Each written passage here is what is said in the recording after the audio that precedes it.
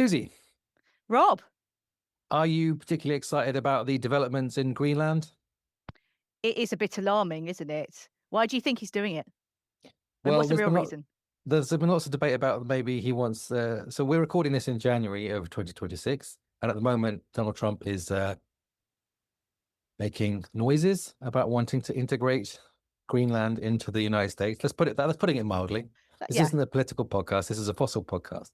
But I guess there's been speculation about what he wants from Greenland, and it's obviously all the resources. As the ice melts, they're going to get all the lithium and all the gold, or or Rob, is it all the fossils? Does he actually just want all the fossils? all the fossils. Well, Iceland has been mentioned in this context, but also Svalbard in Norway, which is what we're going to be talking about today, because there is a motherlode of interesting fossils hidden under that ice. And as it melts away, we're going to see all sorts of cool stuff that you're going to tell me about today. I am.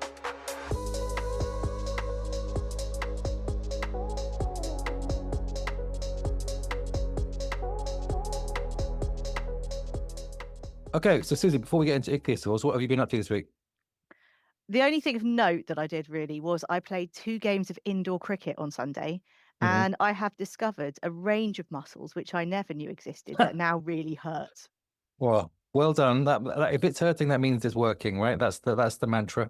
Well, no pain, no gain, right, Rob? And we won both games, so happy days. Oh, excellent. I'm back on my bike and swimming again after a period of nursing poorly ribs and overeating myself. So I'm trying to get back into shape. I mean, back into shape in the sense that I'm a round blob sat on top of a bike as a middle-aged man, but let's recover my round shape.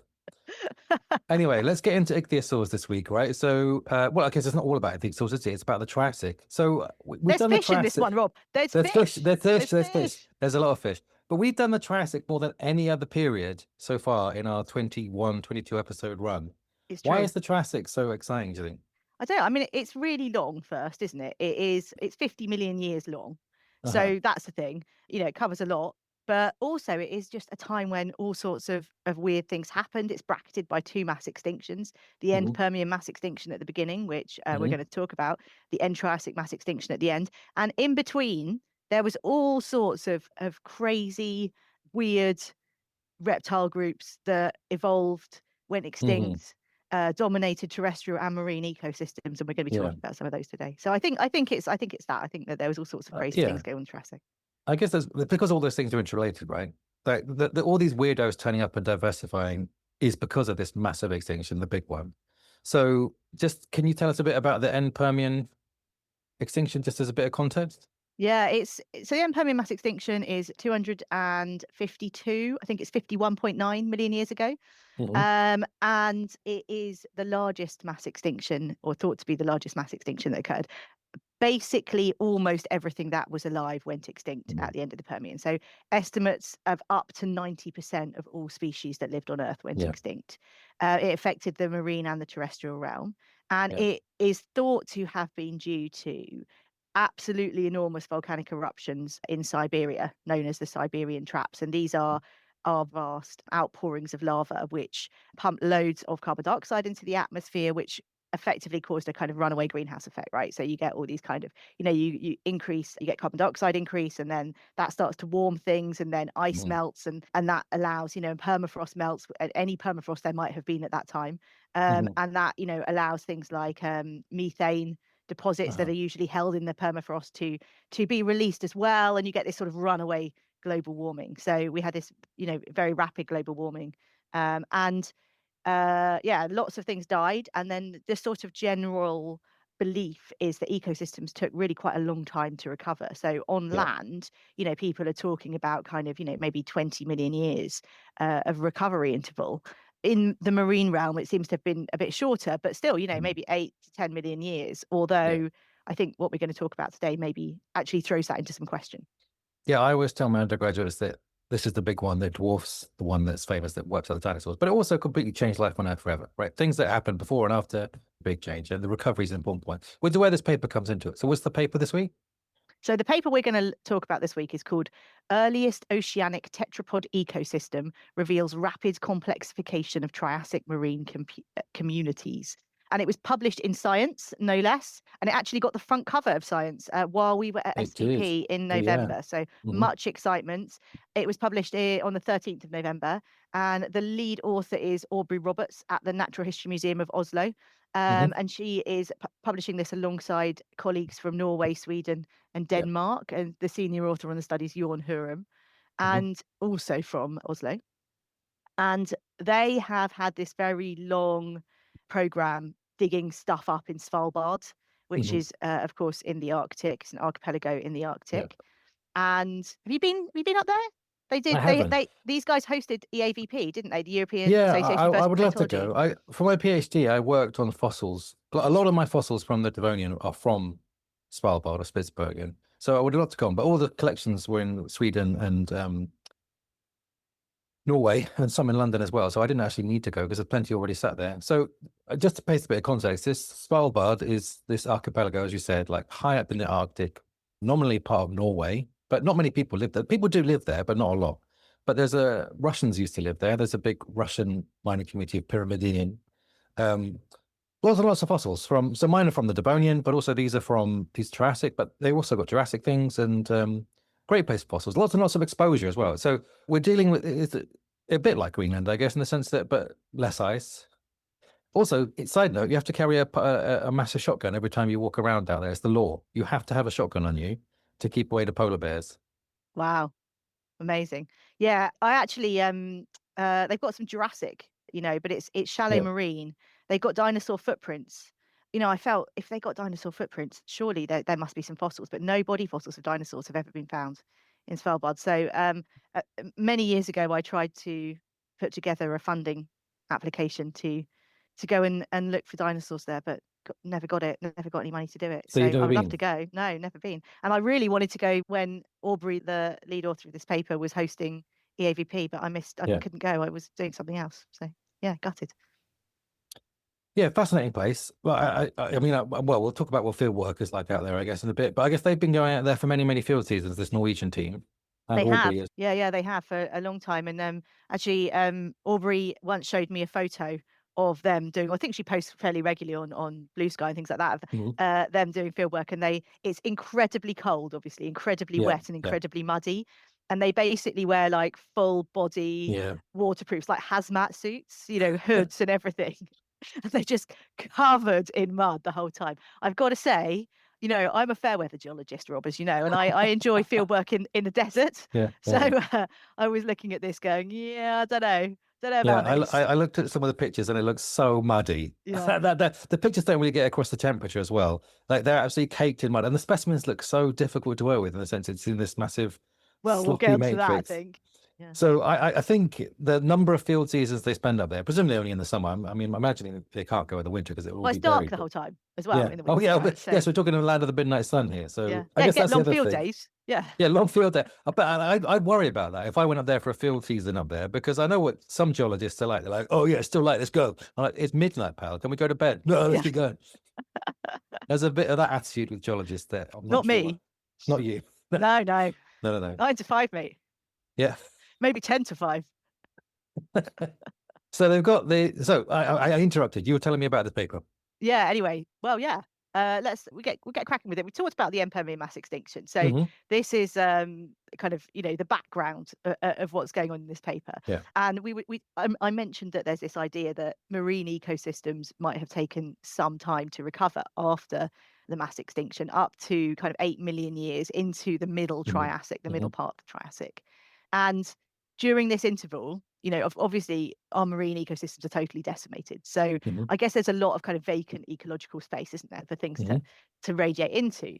And during this interval in the Triassic, it's the first time that we see tetrapods, so animals with legs, animals that live on land with legs, invading shallow marine niches. So tetrapods start to go back into water at this time in the very early Triassic. And initially, we just see them in kind of nearshore and shallow marine environments and ecosystems. And it's mostly just amphibians, temnospondyl amphibians, which are not really like the amphibians that we have today. They're not, don't think frogs. They're No, quite they're much big. more metal. Yeah, they are, aren't they? And they've got like these bizarre heads. they're sort of triangles, aren't they? Like Mm. heavily ornamented triangles. And they just have these two kind of circles on top, which are their eyes, Yeah. and they're flat. I don't know whether they're flat because they're fossils or they're flat because they were just flat. I think they might have just had flat heads. I think when you think of amphibians, you're thinking of something small and fragile that you could just kick away. I would not want to meet a tennis pond in a dark night. No, Some of them are pretty, ferocious looking. large and Yeah. teethy. Anyway, so what happened in the first of all in the Triassic is you see these amphibians, these temnospondyls in the in shallow waters, and then later on, um, after something that the authors in this study call the late Smithian biotic crisis, which occurred about 1.5 million years after the mass extinction, so 249.5 million years ago. There was this thing that happens.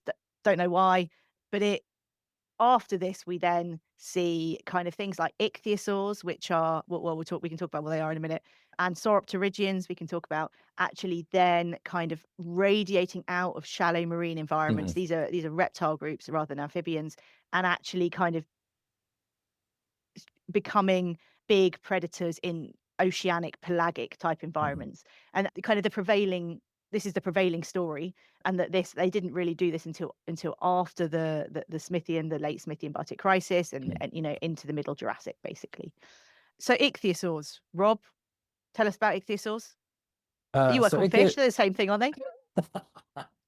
ichthyosaurs look like a dolphin, but they are marine reptiles. So you often see them in dinosaur books and movies and whatnot. They're not dinosaurs. They're their own lineage from something a bit lizardy.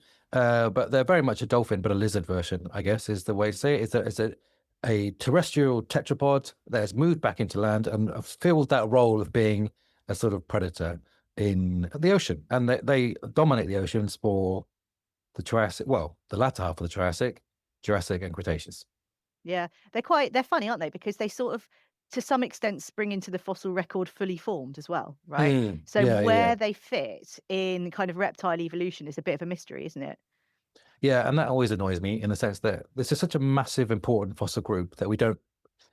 You'd have thought we'd have a clearer idea about where they actually sit in the evolutionary tree. They're a lizardy, snaky something, is my recollection of this, right? Yeah, so well, apparently some very recent studies have actually placed them within archosauromorphs or Oh, as a sister taxa to archosauromorphs. So so my the data's out of my information's out of date.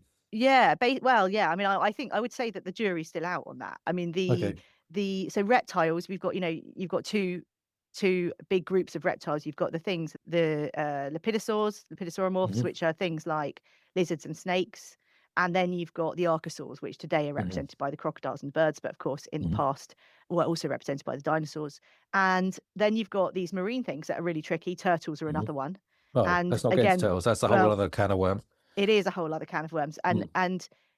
I guess the sort of yeah, the ichthyosaurs and also the sauropterygians, so things like plesiosaurs, which are the kind Mm. of long neck marine reptiles, they were always kind of thought to be marine lizards, basically, weren't they? Like closely Hmm. related to lizards or Yes. something like that. But actually, some recent analyses suggest that they might actually be more closely related to crocs and birds than they are to lizards. So, but yeah, we But don't know part of the problem is because we don't have the very early earliest record of fossils. them, which is the context of what this paper is. Yeah. Absolutely, absolutely. And actually, there was a paper by the authors of this study, the same authors in 2023. So the ichthyosaurs, they're traditionally thought to have evolved, in this early Triassic interval. So part Hmm. of the issue, it could be that what we see is after the end Permian mass extinction, we have some very rapid kind of radiations of taxa, I guess, Hmm. into vacant Hmm. ecological space, a bit like we see at the end of the Cretaceous, Yeah. potentially, where we see very, very rapid, explosive evolution of mammals and birds. And it Hmm. could be that we see the same sorts of things with ichthyosaurs, but actually, the Hmm. authors of this paper, the same authors, based on fossils from Svalbard, from the same rocks as we're talking about today, Hmm. actually described a relatively derived large-bodied ichthyosaur from about 250 million years ago, Hmm. which is just after the end Triassic mass extinction, and because it's relatively derived, it pushes back the origin of ichthyosaurs potentially even into the late Permian. So it might Hmm. be that we're looking in the wrong place for the origin of the ichthyosaurs, and they might actually be late Permian, or have That occurred. would be a bit of a shocker, wouldn't it? But Would be a that's an bit of a interesting shocker. idea. Anyway, yeah. So we should talk about this paper though. Yep. So this paper, it reports the earliest known oceanic tetrapod community. So the first in the fossil record. And there's some great names in this paper. It's from the the Viking Hogda formation on Marmia Flyet in central Spitsbergen. I've probably pronounced all of those words wrong. So I'd like to apologize to all of the authors for that. But it's quite fun, Viking Hogda. Yeah. So this formation, it's already famous for its fossils. It's got lots of ichthyosaurs in. It's got a bunch of fish and stuff like that. But this particular new discovery is a concentration Lagerstätte. So that's like where you have loads and loads and loads of bones and or fossils of a thing all together in one place. So they're incredibly kind of densely packed. It's a bone bed. And they call it the Grippier bone bed in this paper. So I'm not going to continue to call it the Viking Hogda all the way through. I'll just call it the Grippier bone bed. It's probably best for everybody. Yeah. And this bone bed comes from, I mentioned this late Smithian Baltic crisis, and this bone bed comes from immediately after it. So it's about somewhere around 249 million years old. So within 2 million years of the mass extinction. There are some invertebrates that they found in it, not very many, but some of the invertebrates they found indicate that it was an outer shelf setting. So it's a deep marine environment, and that's how they can tell that this is an oceanic community. So elements in the bone bed are very disarticulated. That's the thing about some of these concentration Lagerstätte. They're often not, we're not preserving beautifully complete articulated remains here. Have you looked at figure 2, Rob, in the paper? Yeah, I have. Yeah, we got this is what troubled me and made me think about how much hard work this must have been. So they've got absolutely acres of fossils preserved in this bone bed, but it's all disarticulated in tiny bits and pieces. So we've got vertebra, we've got teeth, we've got bits of bones, but not very rare are they actually anything complete. So this must have, as a consequence, taken absolutely ages to undertake this work, because if you've got all these disarticulated vertebra and teeth and jaw bones and whatnot, going through and identifying each one of them was slow, painful work. I really got to take my hat off to these guys. Absolutely. And I mean, we're just preparing them out as well. I have actually seen some of the material, some of the rock, and there's lumps of phosphate and chunks of bone in it. It's all mushed up, and it's I mean, also the amount of like anatomical expertise you have to have, because there's all sorts of things in here, isn't there?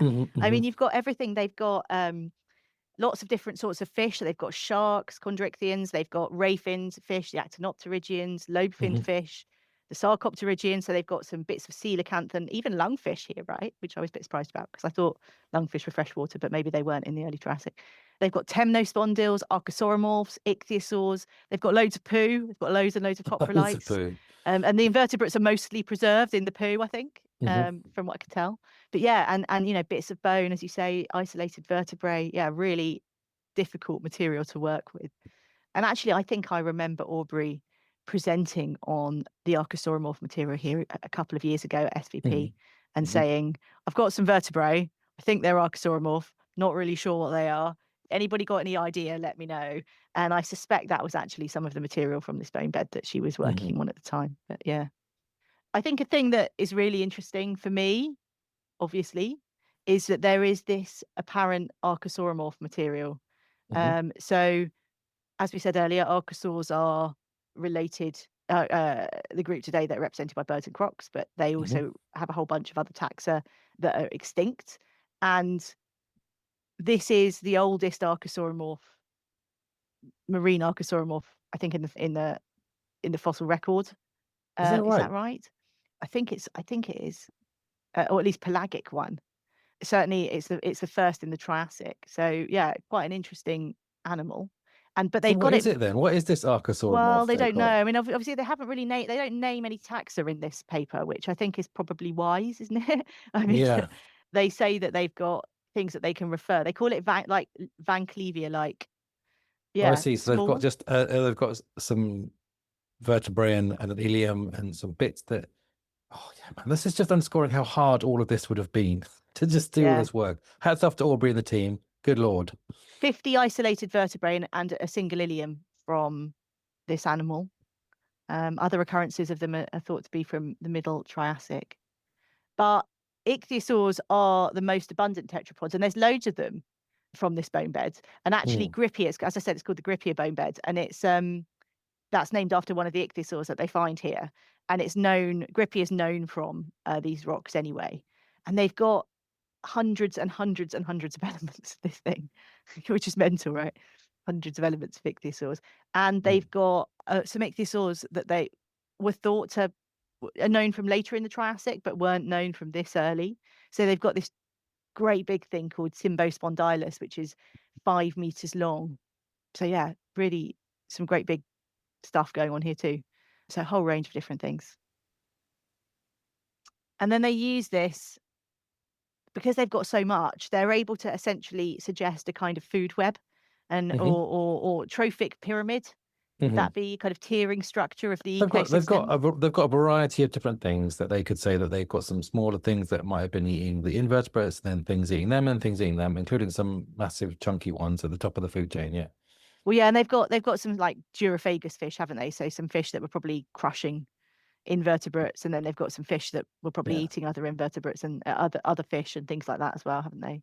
Yeah. Um, so yeah, they what I think is the really key thing here is that they're able to show that they've got this kind of structure to the ecosystem. Hmm.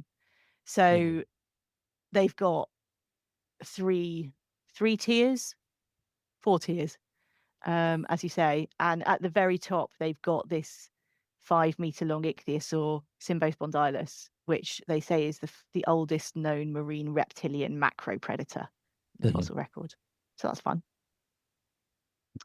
And they compare it then to a whole bunch of other kind of Triassic faunas that are found. So I'm looking at figure 4. Rob, are you looking at figure 4? Yeah. You had a look at figure So, 4? well, I was trying to dig into this earlier because that's kind of what the important to this paper is. So it's an awful lot of work. They've got this lovely new deposit, loads and loads of diversity of stuff, predators, you know, macro predator, a whole ecological diversity, including some archosaurs, as you pointed out, and ichthyosaurs from some of the earliest things ever. But the important, bigger macro picture is comparing it with the other Triassic deposits. One of which I was quite familiar with because it also created a bit of a stir that came out 2 years ago, was this one from China. So this one from China was the Dai Formation or Okay. Guiling. So that one I'd already tried to cover for a little I tried to create a sort of YouTube channel doing like 60-second paleo. And that was one of the two papers I covered before I gave up because it was too difficult. I have now noticed that someone else has come up with this 60-second paleo concept. They even used the same name. Fair play to them. Well done. I mean, I only did Oh two my videos. Like, God. yeah, yeah, Scandalous. I yeah, hope yeah. we're going to So sue. was it 1 minute paleo? I can't remember. But the point is, fine. You go ahead and do it. Why not go and check them out and see what they've got to say? But anyway, in this paper, they had this new deposit from China, which had a big diversity of the fish, and they were Right. able to make the story that this recovered very quickly. So the Okay. fish, and Interesting. that one was important because they indicate that they within the fish only they had this trophic structure. But so that's an interesting point of comparison with this particular one because this one has the fish, but also all these other tetrapod type vertebrates. So this is an interesting comparison point here. But really, I guess the action, what this is implying is that the action in the Triassic is happening much earlier than we thought originally, right? That's the main take home message, right? I mean, that is the take home message. And, I think if so, what they've got a figure here where they're showing what the kind of makeup of all these other assemblages, and there are assemblages known from earlier. They Hmm. have this one, what's WCG, the Wordy Creek group, which I think they said was from Australia. Was that right? Which is, immediately after the end Hmm. Permian mass extinction. And they Hmm. actually do have older faunas, older marine faunas, but Hmm. they're all dominated by fish. So Yes. they've all got, as I said at the beginning, they've got lots of actinopterygians in, as that one you were just talking about, the Hmm. Dayu fauna, and some of them also have these temnospondyls that we talked about at the beginning. But this is the oldest one. The Gripper bone bed is the oldest one that has ichthyosaurs, so reptiles in it, and an archosaur or an archosaur form. So yeah, that's the key thing here. That's what's different, right? Is it's the oldest one that's kind of got this evidence of ichthyosaurs and coming out into the kind of pelagic realm, and dominating these communities. So yeah, I mean, what the authors are saying from this paper is, although this bone bed is immediately after this Smithian Baltic crisis, Mhm. because it's so well structured and so well tiered, I think that their argument is that, already it's evident that maybe this late Smithian Baltic crisis had less impact on marine communities than was previously realized. And actually there were, well structured, fully Mhm. functioning Mhm. um, oceanic communities within 2 million years of the end Permian mass extinction. And this really calls into question this idea that you've got this very long recovery interval from the Had mass you extinction had you itself. heard? I hadn't heard of the Smithian crisis before this paper. Have you? No, and I actually was struggling with I'd heard of the Smithian and the Spathian, but they're not formal stratigraphic terms. So I was Right. actually kind of struggling with the dating of these and where they are. And I suspect Yeah. maybe, are they just boreal? Are they just known from kind of the boreal realm and not known globally? So Oh, I I don't no, know. I hadn't. But it's about 3 million years after the big extinction, right? So I guess the old expectation was there wasn't a lot happening in that 3 million years, or we've Yeah, got a yeah. gap. I think Whereas it's now 2 million we're years. filling in 2 million years, 149, 2 million years. All right, 100 okay, and, sorry. yeah, So, 249.6 but was it the. looks like there's a lot of evolutionary activity happening in that period that we need to get a hold on. And actually, we could maybe learn the story, as you were saying earlier. We need to learn the story from the end Cretaceous one, right? The birds and mammals. Like the amount of data we have now showing that that diversification was super rapid, which makes it really hard to reconstruct the phylogenies and the rates and the recovery. Right, we've got a lot of good data about that, almost pointing out that it might be unsolvable because it happened Yeah, so quickly. And it's the absolutely. same. Yeah. It looks like the same thing might be happening here. I think that's a good point of comparison that you made earlier. That I'm repeating what you said. Yeah, I mean, that might be the key to why we don't know what the origin of some of these marine reptile Yeah, groups are, right? Is because yeah. they radiated explosively. Yeah, I mean, the other thing that the authors do touch on a little bit, but not in any depth, because obviously this is a science paper and that is limited by the length, is whether there's any sort of sampling bias or kind of environmental bias going on in these Hmm. earlier marine Hmm. faunas. So where we have these very fish-dominated faunas, and then suddenly we see an ichthyosaur-dominated fauna. I mean, this is a relatively unusual fossil deposit, isn't it? I mean, to Yeah. have this kind of very dense conservation Lagerstätte. Now, I don't Hmm. know anything about these other faunas, but are they similar, or are we missing part of the cast of characters that lived in these ecosystems because we're not, they're not preserved in the same way that we're seeing in the Grippi bone bed. So is it Yeah. is Certainly. it I is mean, it a sampling thing? yeah, certainly. Given the taphonomy of this place, the preservation of this place is a bone bed. So it's all potential. I mean, they say there hasn't been that much sorting. So Mm. but that would imply to me that there's at least some level of transport and disarticulation, which presumably means there's a bias about the sorts of things that are and aren't preserved. Like, oh, indeed, they highlight the fact they've got loads and loads of bones from vertebrates, but not a lot of invertebrates, which is Yeah, it's a sort of the phosphatic eco. preservation, isn't it? Yeah. Yeah. So the ecosystem is therefore imbalanced, right? You don't have an Mm. ecosystem that's just predators. There needs to be some prey in there as well. So that indicates that there may be a missing part of the story. And yeah, whether or not that's happening elsewhere, I don't know. But that's also the advantage. You've got to take the rough with the smooth, right? The advantage is you've got absolutely loads of stuff for a unique window. So that's the plus. But the negative might being that it's potentially, filtered. But But hey, I mean, I guess the other thing is that there may well be other deposits out there like this that people have just gone, no, too hard, loads of its bone, can't cope with it. And actually, I guess a message from this paper is if you're willing to put the work in and figure out what all these little bits are, yeah. then actually, Well, yeah. the rewards are pretty high, right? That you could get out of Yes, it. I'm not about to. I mean, we should maybe learn a lesson from Aubrey's perseverance and hard work, but I'm not sure I'm made of the same stuff as Aubrey. Scrambling around in the mud in the Arctic for years on years, slowly piecing this together. I'm not sure I've got the metal, but No, maybe I would do if it was a payoff. I mean, obviously the payoff is huge, right? That's the thing here. well, that's the thing, exactly. Yeah, yeah. So. Interesting. But I thought it was an interesting little paper.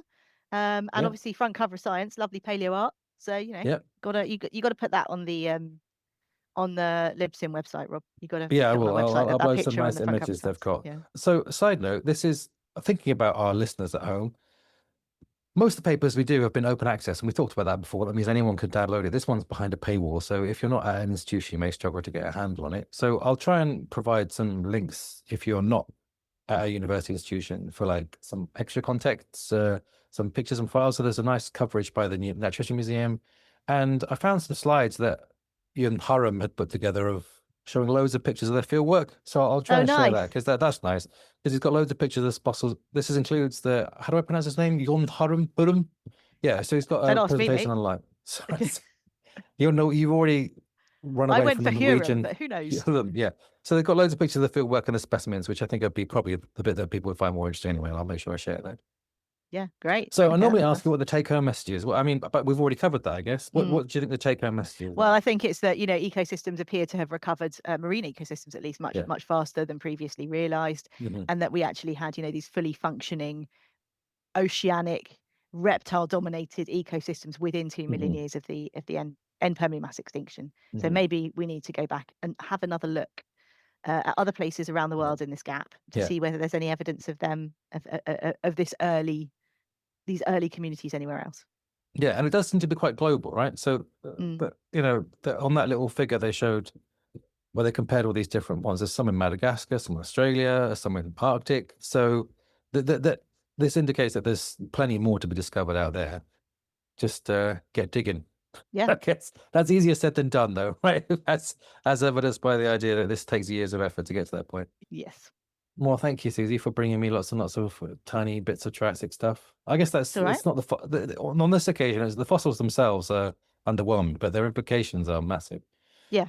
Well, it's nice to do, isn't it? It's like, it's nice to have a mix between beautiful specimens, which we have done, Yes. and some of these kind of less beautiful specimens, but big implications. Yeah. So thinking ahead to next time, I think we might be doing a little coverage of a couple of our own papers that are coming out at the moment next time. But we were going to ask our audience to participate in choosing the next paper for us next time. That would be helpful because it's quite a lot of effort, Rob, to go into finding all these papers. So maybe if somebody else could just tell us what to talk about, that'd be great. Well, this is making it even more effort because I've had to select a shortlist that people could choose from. Although we welcome people to make their own suggestions to us. So you can contact us via various different channels. We're going to share it on our YouTube channel and our Blue Sky and Instagram. I don't know where people hang out online nowadays after Twitter's devolved into a fairly horrible hellscape. But you can vote and let us know which one you want or make suggestions. So let me see if I can bring up the shortlist we've got so far.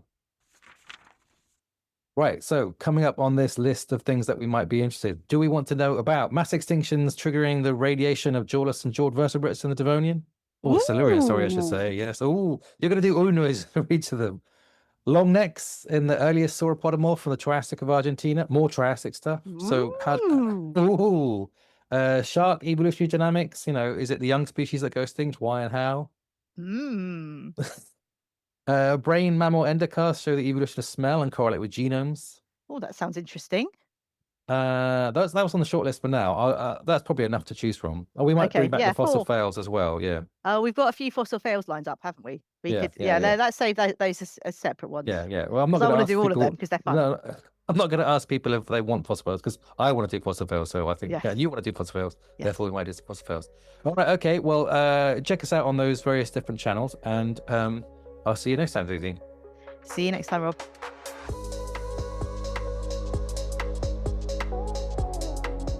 The Fossil Files was recorded by Robert Sansom and Susanna Maidman. We want to hear what you think. You can let us know your thoughts on the papers that we have discussed, and you can make suggestions for papers for us to talk about on our social media channels. You can find our email address and links to our Instagram, Blue Sky and YouTube channels on our website, fossils.libsyn.com.